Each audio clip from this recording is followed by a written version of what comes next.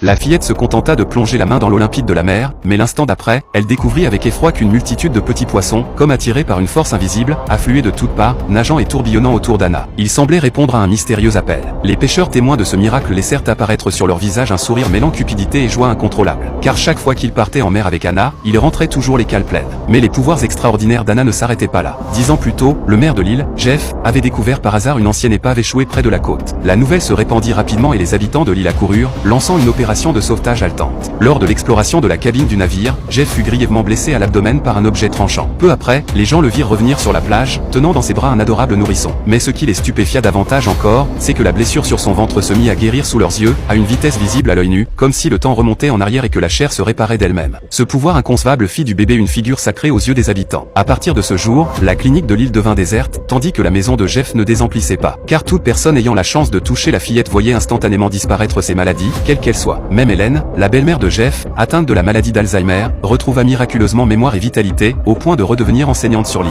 Afin de s'assurer qu'Anna resterait à jamais sur l'île, les habitants prirent collectivement la décision de couper tout contact avec le monde extérieur. Chaque fois qu'un étranger s'approchait, il faisait retentir la cloche d'alarme et éteignait toutes les lumières de l'île, pour éviter d'être repéré. 10 années s'écoulèrent, mais le temps sembla particulièrement clément avec Jeff et sa femme, aucune trace de vieillissement n'apparaissait sur leur visage. Vivre aux côtés de la fillette leur donnait l'illusion d'une jeunesse éternelle. Ce jour-là, Jeff emmena Anna avec lui pour aller pêcher, et c'est ainsi qu'il découvrit une autre capacité de sa fille, dès qu'Anna plongeait la main dans la mer, les poissons aux alentours étaient irrésistiblement attirés. Grâce à ce don, les habitants de l'île menaient désormais une vie prospère. Un jour, alors qu'Anna jouait avec ses camarades, elle tendit soudain la main vers un nid de guêpes. Contre toute attente, ces insectes habituellement agressifs se comportèrent comme des animaux dociles, se posant paisiblement sur sa main. Alors qu'Anna s'apprêtait à montrer ce prodige à ses amis, elle s'aperçut soudain que l'un d'eux était attaqué par un SM. En voyant son ami blessé, Anna serra instinctivement le poing, aussitôt, toutes les guêpes alentours tombèrent au sol, mortes. Cette puissance meurtrière terrifia Anna elle-même. Elle supplia son ami de garder ce secret. Don't tell anyone about this. Okay? Okay, I won't.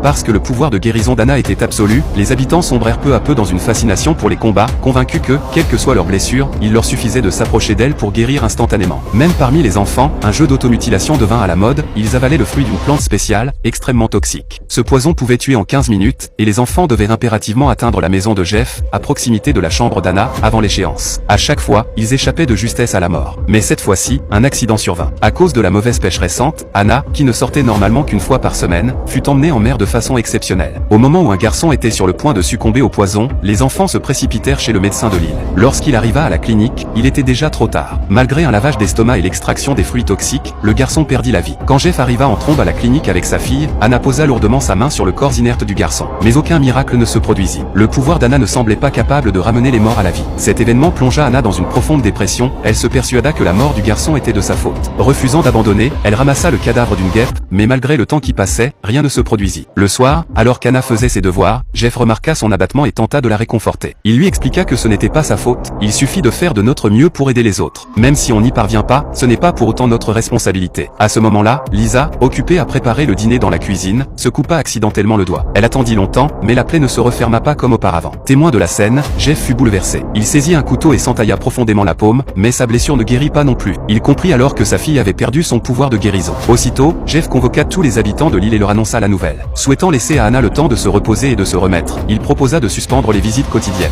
Mais sa proposition fut immédiatement rejetée par la population. Les habitants estimaient qu'il fallait agir comme d'habitude, convaincus qu'un excès d'inquiétude risquait d'effrayer Anna. Alors que la dispute s'intensifiait, Hélène, la belle-mère de Jeff, prit la parole. Ancienne enseignante respectée, elle avait formé de nombreuses personnes présentes, et personne n'osa la contredire ouvertement. Hélène proposa de trancher par un vote, mais Jeff refusa. She's my daughter, Faye. This is not up for community vote. The only reason you're her parents is because we all got to vote on it. Yeah! Yes, so let's have a show of hands. Jeff resta sans voix. Hélène poursuivit, How many people want Isla to have a break? et seuls quelques rares habitants se prononcèrent en faveur du repos d'Anna. And how many people think that we should continue visitation? Right here. Right here.